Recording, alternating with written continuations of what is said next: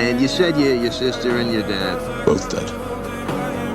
but still got a mom, though? Killed by a dark elf. A best friend? Stabbed through the heart. You sure you're up to this particular murder mission? You know, I'm 1,500 years old. I've killed twice as many enemies as that, and every one of them would have rather killed me, but none succeeded. I'm only alive because fate wants me alive. Thanos is just the latest in a long line of bastards, and he'll be the latest to feel my vengeance. Fate wills it so.